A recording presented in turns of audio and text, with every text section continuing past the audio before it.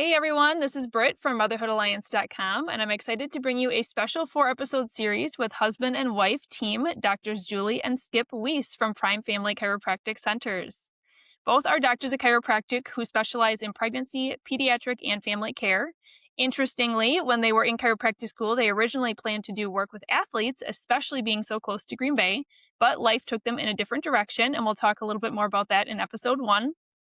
They got married during grad school, found out they were expecting shortly after, and were mentored by a coach who ran one of the largest pediatric chiropractic offices in Canada, which I understand helped shape the focus of your practice today. Today, they're passionate about helping families take a more proactive approach to health by giving parents a supportive, judgment-free space to ask questions and make informed decisions for their kids. They're also raising 2 kids of their own, along with 2 French Bulldog puppies, so they definitely understand the real-life chaos and joy of family life. Julie and Skip, we're so glad you're here. Thanks for having us, Brittany. Thank you for having us. Well, we are so excited to kick off episode 1 with you guys, and in this episode, we are going to be talking about why is my kid always sick, or kids if you have more than one. This is a common question I know at Motherhood Alliance we are getting from families, and so we're excited to have you guys as experts come on. But first, for any of our listeners, you guys know that we love to get to know our new guests for a new series first. And so we always ask a fun fact. Julie, you shared that you love cheetah print. So I'm not going to lie, those of you who are watching on YouTube, I found my only cheetah print shirt that I own, and I had to wear it for Dr. Julie today. So tell us a little bit about your love for cheetah print. Yeah, well, you are rocking the same print that's on my jeans. I think sometimes people say that if there's only a season that you can wear things, but every day is always a day for cheetah print. I love that. Is that something you've always loved, like since childhood, or has this been more of a recent interest? It's definitely gotten worse. But I'm not biased. I will wear every animal print, but I am fond of really good cheetah print. Oh, that's funny. Because you have your own spots. Yeah.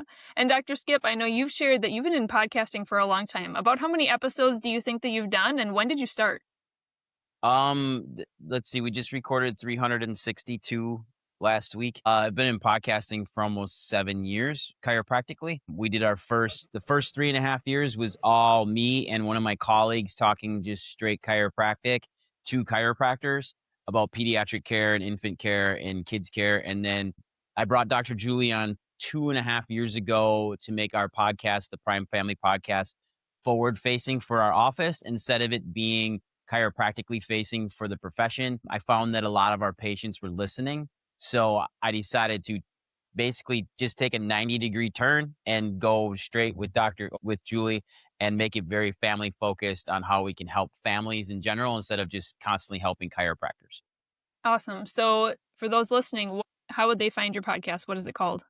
Oh, it's called Prime Family Podcast. It's on YouTube. It's on Spotify, iTunes, anywhere, any platform you want to receive it audioly. You can hear it on anything. And then visually, it's going to be on YouTube. We have our own studio in the back of our office. That's Legacy Life Media Studios that we've put together to help people just do tons of stuff for their families. But that's where they can find it. I'm thankful that you're doing that. I'm thankful that we're here now doing video. This is fairly new for us, and that you guys get to be guests with us. One other thing I'd love to always hit on before we jump into the topic of the day is just learning a little bit about how you got into your profession. And then you guys are a married couple. So how has owning a business been? So why don't you tell us a little bit about your journey separately and how you got interested in chiropractic, but also together? Let me go first. You first. I opened up a career book in 6th grade. And it was a correctionals officer or a chiropractor. So in 6th grade, I didn't really know. I had no clue. But I went and I shadowed and I became interested in it. And I thought this is something that I can do. But it wasn't until I was really a freshman, sophomore in college that I definitely knew that I was down the right path when chiropractic actually saved my life. Okay, tell us more about that. I had been going through different health concerns and in and out of the emergency room, and they would just kind of write me off. Turns out it was probably 6 to 9 months of kidney stones that I was going through. And finally, they just really had no way to help me. And so I said, I'm going to go to my chiropractor and see what he can do. And they said, well, if you do that, you're just going to die. And I was like, ooh, I like that. So it was just kind of a totally different mindset that I feel some people get put into a box of this is the only way and this is the only thing that you can do. And I knew that there was other resources, there's other ways to do so many different things. And that just kind of solidified that, yep, I want to be a contrarian. I want to allow people a different thought process and a different journey for health for themselves. I love that. How about you, Dr. Skip? How did you become interested in the industry? I've been adjusting since I was 2 years old. It wasn't necessarily a sick kid, but I was always a kid that was always hurt. And then my mom worked for a chiropractor when I was really, really young, so we started getting seen by him. And then I tore my knee up in high school. I wanted to be either a biologist or a cook or something. I totally opposite careers. But then I tore my knee up in high school, and I went to the ER quickly via ambulance. My knee was horribly hurt, and then when we finished up at the ER, they put me in an immobilizer for my knee and didn't do anything. They just said, we're going to have you see your general practitioner in 2 weeks. And I knew at that time, like, my general practitioner was my chiropractor. So they were going to send me off to the MD. I told my dad, we didn't even leave town. We went right over to the chiropractic office, saw my mentors. And then from that point, he said, I'm going to see you tomorrow. We got to get this knee figured out. It was too swollen to really get any idea on it. And then within 3 days, he had me in to see a surgeon. So I kind of knew, I was like, wow, this chiropractors have a lot of, I don't want to say power, but they have a lot of, I didn't think at that time chiropractors were able to even talk to medical doctors and help with all that. And then they approached me about chiropractic. My mentors did at that time. They said, Skip, like, what do you want to do? I said, I have no idea. That I was 17 going on 18. And they took me to Palmer College Chiropractic for a homecoming. And I stepped on that campus and realized immediately that I was supposed to be a chiropractor. So then my trajectory and course, I was that kid when he graduated high school. I knew exactly what I wanted to be. So I just set forth and went right into undergrad, and then I met Julie in undergrad. We transferred and I transferred over to UWGB, which is where she attended. And then we met each other outside of microbiology lab, which is really funny. That's like, people think we met in grad school, which we did not. We met in undergrad. It was outside, like I said, outside microbiology. We had just got done, I think, sneezing and trying to do Petri some plates. petri plates with staff, and got talking. I had just got back from Europe, just being over there for like a week and a half, visiting some friends, and started talking about what you wanted to do as your career. You told me chiropractic, and then we ended up talking for like 3 hours, right? Yep. Yep. And then you got up to go to your class. I got up to walk back to, like, if you're familiar with GB, I was walking back down towards Mac Hall from Lab Sciences, and I felt this hand on my shoulder. I thought it wasn't Julie. It was the hand of, it was the hand of my grandpa who had passed away. And I immediately got this feeling that I was supposed to marry her. And it was weird. I was like, oh, that's interesting. And literally, like, 6 months later, we started hanging out more. 8 months after that, like, I don't know the time. I got to look at all the emails we passed back and forth. Now, you guys have 2 kids, is that right? Mhm. Are they Yeah, boys, 2 girls? kids in chiropractic school. The philosophy is you either get married, you get divorced, or you get pregnant. We didn't get divorced, but we did the other 2. And like that's really what changed the trajectory of, I think, our mindset, our thought process of, well, heck, we need to really figure this thing out if we're going to have kids. And it was 5 days after I had our daughter, Peyton, while I was still finishing up graduate school, we moved to Green Bay and we opened up our office. So 5 days Wow. later, and 5 days we moved to Green Bay. and There then was a lot going that on. was in May, and then August we opened August of 2008 we opened our office. Cool. Wow. Thanks for sharing your story. I always love hearing that, especially I think you're our first couple that we've had on. And so it's like hearing how you met and just kind of the love story behind it. I love all of that. Well, and speaking of sneezing into petri dishes, today we're talking about sickness in kids because this is something that so many parents are struggling with. In the winter months, it feels like it's never ending. In the summer months, it feels like it's not as bad. So I guess that's a great first question to start with is what makes us so sick? And is there really a difference in the seasons? I think winter feels tougher, definitely because we're more homebound. However, our immune systems traditionally, just because we live in the Midwest, do decrease because we're not getting our vitamin D. Again, we are inside around more people. When we're outside, nature is kind of our homes are petri dishes, right? When we're outside, that's like nature is really cleansing for us. If we're walking barefoot, if we're just breathing the fresh air, we're out in the sun, and those things all boost our immune system.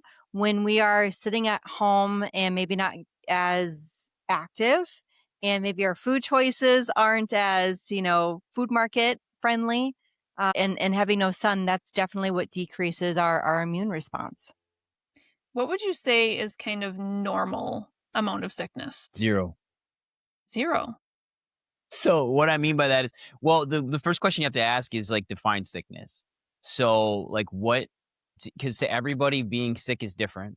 If you talk to a lot of men, either like if a guy gets a cold, the whole world's gonna come to an end. That's usually how it works, right?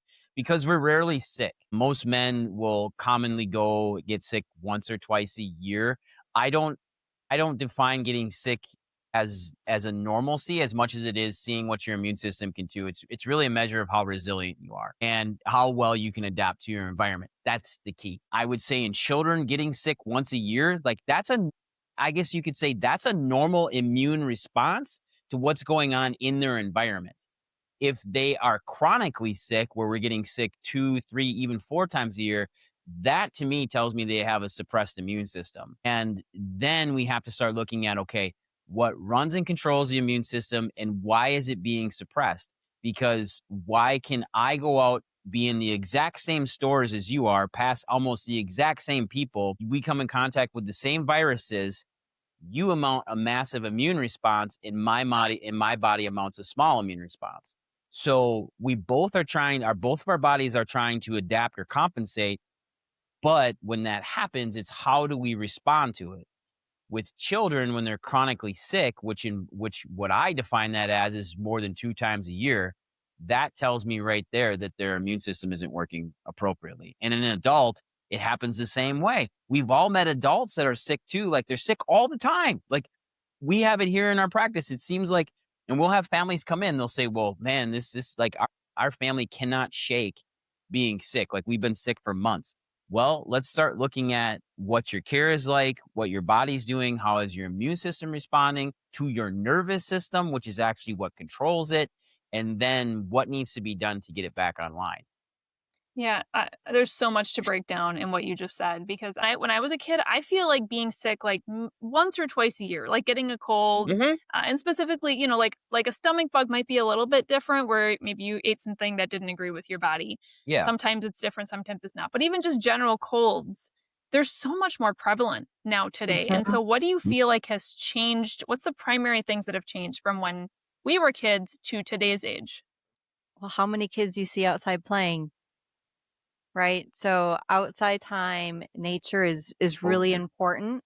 And having the different exposures, right, is really important. But our bodies are really stressed. Like when we see it, like strollers going down or a stroller at a mall, and that child is holding a tablet, a cell phone, right? The things that are affecting our immune system is what's in our environment. So the foods that we eat, the people that we surround ourselves with, lots of it is the technology. Stress on the body. And when we are constantly bombarded by all these different stressors, that is what depletes our immune system.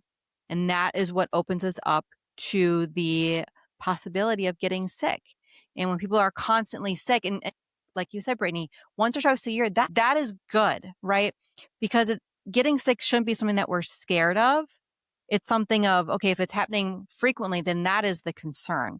When we get sick, that allows our body to build an immune response, which is good. That's going to bolster our immune system. So for the next time when somebody wipes their boogers on us or sneezes in our face, we're not going to be down with the plague for 2 weeks, right? We're bolstering our immune system. That comes back to our nervous system because that's how that is controlled. But so many kids live in such a stressed environment, and the technologies and the foods that we're eating and the sugar and literally everything and the lack of sleep, all of those are huge factors in why everybody is so sick. So there's a question right there when it comes to food that we're eating. It seems pretty obvious. If somebody is eating more of a processed standard American diet nowadays, that's the nutrients that their body has to work with Mhm. to fight Mhm. illnesses. But for somebody who's maybe more health conscious, which I would say is most of our audience listening. Maybe Mhm. they live by like that 80-20 rule of we're going to have really good food 80% of the time, but also live a little bit in the 20% of the time. How much does sugar itself and how much food and sugar kids are getting, how much does that really play into the immune system? Because I even think about this for my kids. I'm kind of in that 80-20 ballpark. We are really healthy at home, but my kids go to a private school, and so they are allowed to bring in cupcakes for Mhm. birthdays. And so when there's 24 kids in your class, you're getting that all the time. And then sometimes they get treats at church, and it's just this constant sugar battle. So, two questions, I guess. And I know this is kind of a lengthy question, but how much does sugar itself decrease our immune system or hurt our nervous system? And then, secondly, if you are already sick and trying to overcome that sickness, does sugar slow down the process of being able to feel better faster? Well, I'll start with that second part of that because sugar. So let's go back to the petri dishes. This is great that we talked about how we met because the agar in those plates, there's sugar in there, right? And that's what makes the bacteria, the viruses proliferate and grow. So whenever we're sick or we feel like we're getting sick, that is like the one time when like you don't eat the cupcake. You cut out all sugar because it's going to decrease how long you're sick or how like the severity of your sickness because the virus, everything thrives on sugar. And it's the same thing like when you're making bread. How do you activate yeast? You add sugar into the starter, right? Even if you're doing sourdough, it doesn't matter. Like there has to be some form of sugar source for the virus or yeast or bacteria to live. Um, what's happening is when you have a lot of exposure to sugar, it's going to decrease your immune system between 40 and 50%, if not more. And the reason why is because sugar causes inflammation. So when we have inflammation, it puts your body in this massive stress cascade. And now instead of your body having its ability to basically fully ramp up your immune system, it is actually trying to fight an internal war of decreasing the inflammation in your body. And if you're super inflamed on the inside, which most of the time comes from lots of exposure to sugar, sugar is in everything. It's just what forms are you taking it in? There's sugar in vegetables, there's sugar in fruit, obviously. Those are different forms of sugar. There's high fructose corn syrup and basically almost anything that you eat that's processed. And then there's different forms of sugar that we're having in like our coffees and our teas and drinks. Even milk has sugar in it. So you have to figure out, okay, am I going to live my life in a bubble and not consume any sugar ever? Well, that's impossible because carbohydrates are sugar as well. It's how your body processes these things and breaks them down. But it's understanding, am I going to take a large amount of sugar and dose it into my system, which is going to cause and ramp up inflammation? Or am I going to be taking it in the forms of protein, vegetables, fruit, these things like that? When you consume things that are ready, when they're full of sugar, so like let's say cupcakes, cookies, processed foods, soft drinks, sweeteners in your coffee, sugar-based sweeteners, these all will cause massive doses of sugar into your system, which then causes a big change with your insulin, which is how your body grabs sugar out of your bloodstream and then processes it. Well, if your body sees these massive influxes, it's going to constantly try to grab sugar out of your system and process it, which then robs your immune system of normal functioning. So if you took your body as a 100% based system, which is what we are, we're an amazing ecosystem that can fight anything. God's given us that ability to thrive, right? But if I'm at 100%, and let's say I have to take 70% to fight inflammation, now I just have 30% left to work with, which has to make me walk, talk, think, run my immune system, survive. But if all I'm doing is now I have to fight inflammation all day, I'm basically robbing Peter to pay Paul. And that will destroy a kid and it destroy an adult. So if we can start decreasing the amount of processed sugar coming into our body, that will make kids function really, really well. And the same thing with adults. Does that make Mhm. sense? Yeah, it makes perfect sense. As you were talking, I was also kind of thinking about other arenas that kind of make it more difficult for our Mhm. immune systems to function. And something that comes to mind that I think a lot of parents struggle with is this cycle of my kid gets sick. Now they have fluid in their ears and they have an ear infection or something Right, else. uh-huh. And then they take antibiotics Yes. and to fight that piece. But then now that's leaving their gut system off kilter, which is going to affect everything. Well, I guess two questions here. what are your thoughts on antibiotics? And then if somebody is currently sick and has to use them, like if they have something like strep where it's typically more recommended to use them, what can they do to kind of help rebuild up their gut microbiome and their immune system? Well, number Okay. one, a full-size adult has about 7.5 pounds of gut bacteria, healthy gut bacteria, which is basically if you're a 100-pound adult, which like some females are, let's say you're under 5 foot, okay, you're 100 pounds, that's 7%. If you're 150 pounds, that's like 5.5%, right? Of your total body weight is your gut bacteria, and that's healthy. So what happens is when we take antibiotics, regardless of what you're told, it kills gut bacteria. Now, I think that there's a common fallacy that people will say, well, it eliminates everything. No, it doesn't. But it really does start cutting the system down. So what happens then is that we don't take time to rebuild our gut bacteria. And what I mean by that is that we will take probiotics chronically, which doesn't allow our gut bacteria to actually get back up to normal 100%. It sits at like 85. And what then happens is that we see this massive decrease in immune response. Are antibiotics needed? Yeah, absolutely. They kill bacteria, but they don't kill viruses. And I think that is one of the biggest common misnomers is that we get prescribed antibiotics, which is antibacteria medication to fight a virus, which will not be killed by antibiotics. What happens when a patient takes antibiotics and they have a viral infection, it starts decreasing their body's natural immunity. It starts decreasing the bacteria, the bacteria in their stomach. But then over time, the virus gets killed by the body. And that's why you will see somebody sort of get better when they're on antibiotics, but the antibiotic didn't kill the virus. The body did. It had zero effect on the virus whatsoever. How did the body kill it? Through normal pathogen release, through normal T cell release, through all these different things that function in the immune system. That's what killed the virus. It's not the Not the antibiotic. antibiotic. They're overprescribed. And that's so if you go back to the ear infection question, lots of times the ear infection, uh, you could look at the research. It's recommended that the wait time to allow an ear infection to process on its own and to heal is the same as if you would have used an antibiotic. So if you're It's on the 10 fence days. of should I use the antibiotic or not, no, save it for an emergency, right? If there is the strep throat, there's other things we can do for that as well, but use it like sparingly and cautiously, because the last thing that we want is for our body to become immune to the antibiotic that is required to in an emergency to kill that bacteria.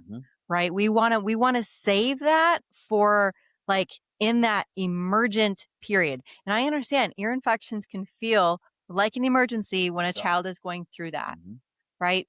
But it's kind of a watch and wait type of a process.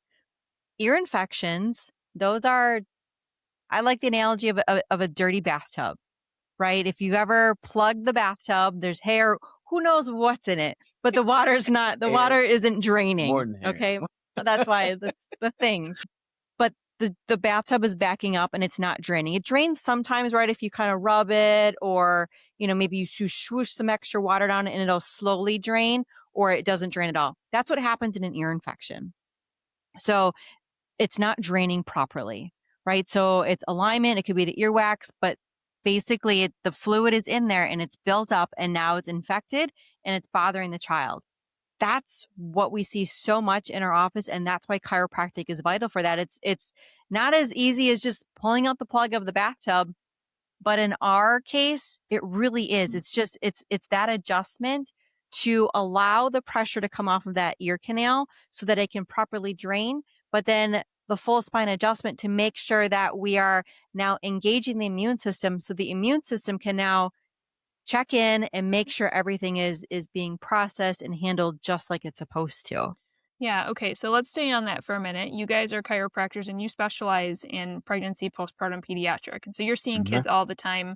And so when someone calls in and says, "Hey, my kiddo is sick, can I come in?" You're like, "Yes, bring them in," right? Not, "No, stay away Yes. because your kid has a sickness," right? So how, can you go a little bit deeper into how is the nervous system and the immune system tied? Like by getting an adjustment, by adjusting the spine and maybe some head, maybe some accessories as well. How does that actually impact our immune system? If I go into the science on it, it's more than a 5-minute conversation. But So number one, like Dr. Julie had said, it's a drainage issue and a nervous system issue. Okay. So the biggest thing is adding that drain in, which is helping naturally draining. We don't need to add another drain. So tubes add another drain. Okay. So they help treat the symptom of the pressure behind the ear, but they don't actually stop the ear infection. That's why when you have patients that have tubes, generally those kids will still get multiple ear infections. They just drain. So you'll just see the crud come out of their ear, right? What we have to figure out is why are the eustachian tubes not actually draining? Because we have a natural tube built into our ear. It's called the eustachian tube, and it runs everything down into our sinuses. But the neurology is actually what controls how those tubes drain, and it controls the gut. It controls a lot. So it can come back to actually cranial nerve 10, which a lot of people talk about if you are in the if you have a child that has any sort of neural issue going on, whether it's ADD, ADHD, autism, all those things, you've heard of cranial nerve 10 probably at some point at nauseum. But cranial nerve 10 is actually the sensory nerve that actually comes out of the base of the skull, goes down into the body, and actually sends messages back to the brain constantly. So the brain can then tell the body how to adapt, respond, and correct issues going on. It's your autonomic nervous system. It's what makes you calm. It's what makes you rest and digest. It doesn't make you fight or flight. But what happens is during the subluxation process, so when the spine gets out of position, the body will innately go into fight or flight, which then will trump rest and digest. If rest and digest doesn't work appropriately, which is now going to affect your immune system, now your immune system can't function normally. So when we have a subluxation of the spine, and typically in the upper neck, that's going to affect how the skull sits. It's going to affect how the skull is actually shaped because of how the child holds their head at night and in your arms and all these things that moms and dads deal with. But when that happens now we'll get a change in the cranium shape as well. And then the tubes don't line up like they're supposed to begin with, and they can't move to actually cause them to drain. But then now we have hypersensation going on in our upper neck. So now our body is super stressed out because it can't communicate appropriately. So again, it comes back to what do I have to do to keep this body working versus thriving and getting rid of things. So now what happens is the immune system starts to decrease its function because again, you're robbing Peter to pay Paul.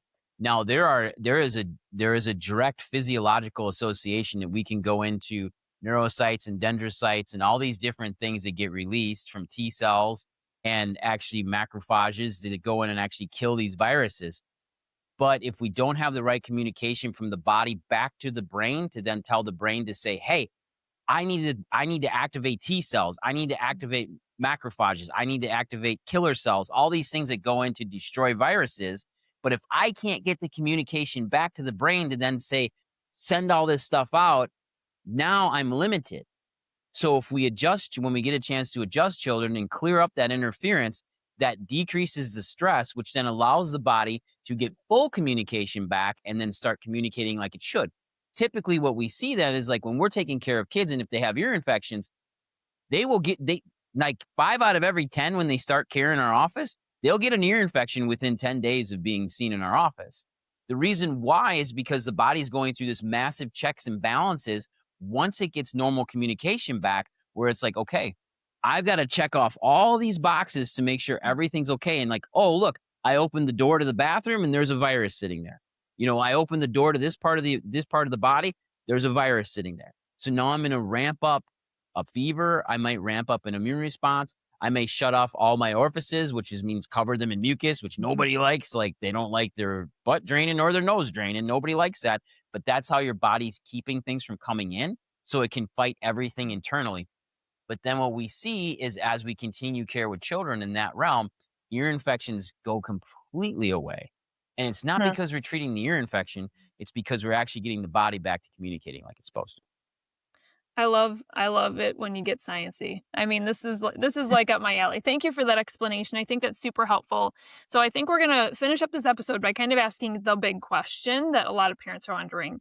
How can I keep my kid from getting sick? So obviously, like you just talked about chiropractic adjustments, we talked about spending more time outside, having good sleep routines, eating actually nutritious food, and a little bit less sugar. What else would you add to that list? Screen time. Yep. Decreasing screen time. Mhm. Because I mean, if any type of school, kids are on their tablets and their screens within school, that you need to count that time as well. Get back to family, right? It's like, think back to, the olden days. What was it, 20 years ago? But like you mentioned being outside, but really choosing, like, your emotions have a huge play with it. Like, trauma is kind of a trigger word for a lot of people, but really getting back to the core foundation of family and spending that time together, because our emotional resilience is just as much an impact to what our immune response is. And so if we can have really happy thoughts, if we can be kind to each other. When you wake up and you say and you feel happy, that is how your body is then going to translate throughout the day. So it's the same thing. If you wake up and you're like, oh, I feel like crap today, chances are something's going to probably happen in a few hours to the next day. Right? It's like your body knows. But then if you're feeling that, you're saying that, then key into that of, okay, maybe I need some supplements. So then we would do elderberry, vitamin C, Conjablex, immune boosters, echinacea, extra hydration lots of times can, be super beneficial. I agree with you more on that. I don't really want to add more because I can really take this conversation in a different route, but that explanation was perfect. I would say if there's one supplement, zinc, a chelated zinc chelate is one of those things that as soon as the immune system drops, your zinc, it goes away. And because of, again, where we live, the lack of sun, vitamin D, if we can get our zinc stores increased, that will help with your immune resilience. And I will say with D, since you just brought it up, most of the time children aren't on enough vitamin D. The dropper, whenever you buy vitamin D over the counter, and it's usually coming in the form of some sort of liquid, right? Number one, it should be carried with an oil. Otherwise, your body's not going to absorb it. It has to have a fat with it. A, D, E, and K are fat-soluble vitamins. There needs to be a fat with it. So it needs to be an oil of some form. But they're not consuming enough. Children should be getting right around 2,000 international units of vitamin D a day. Your average adult should be consuming between 5,000 and 6,000 IUDs of vitamin D a day. So if they're not getting that in the form of good fats, which is butter and whatever you want to put fat sources in, like olive oil, sardines, everybody loves like them. these different fat sources, right? If they're not getting that, which most children aren't getting it that way, sun exposure is key. And during the winter, you're not getting the sun exposure you need because of how it sits. So D is another big one that needs to be up, at least 2,000 international units a day. And most of those droppers only give you 500 because that's what it says. That's the recommended daily amount, but that's just for maintenance. That's not for actually therapeutic benefit of D. So is that something that you would even increase if you feel like you have sickness starting up? Absolutely. Okay. Yes. Absolutely. Right. Awesome. Well, thank you for those tips. I think this was a great episode. A lot of parents are going to find not only some tips in it, but also just the depth of knowledge that you guys have is incredible. We are going to link to your website in the show notes as well. But I did see on your website that you have something called a parent's guide to raising healthy kids. So I think that's really important to point out in this episode. I'm going to link directly to that in the show notes as well. Can you tell us a little bit about where to find you on social media? Yeah, we're at Prime Family Centers. You can find us on Facebook, Instagram, TikTok. Yep. You can find We're this. on You all can of find this on YouTube to watch the Prime Family podcast as well. We've done probably 7 episodes on this alone in the last 3 years, probably 8. We could probably do an episode on this every month. We have so much information in there regarding the immune system and immune health in children and adults. Awesome. Well, I'm so glad that we're doing a 4-part series because we're going to be switching the topic a little bit, but this is only episode 1 with you guys. So we're going to learn so much more. Coming up next, we're going to be talking about constipation in kids. That is a common problem as well. So diving into that topic and things that parents can do for that, as well as are our kids too busy these days? My kids are school age. They're in sports now. And I think a lot of families are constantly running. So what does overscheduling do to the developing brain? That's going to be another episode we hit on. And then finally, we're going to have a whole episode on migraines and headaches. So if any of those things resonate with you guys as listeners, or you know anybody who would be interested, I feel like honestly, they resonate with everybody. Everybody deals with these things here and there. You guys are going to be a wealth of knowledge. So thank you for joining us for this first episode. Thank you. If you enjoyed this episode, would you consider leaving a rating or review or sharing it directly with a friend who could benefit from the information? We know that you're a busy mom or caregiver, and our goal is to make your life easier by bringing tips and tricks directly from experts into your earbuds. By sharing this episode with someone you love, you can play a critical role in helping to make their life easier as well. We appreciate your time and thank you for being a part of the Motherhood Alliance family.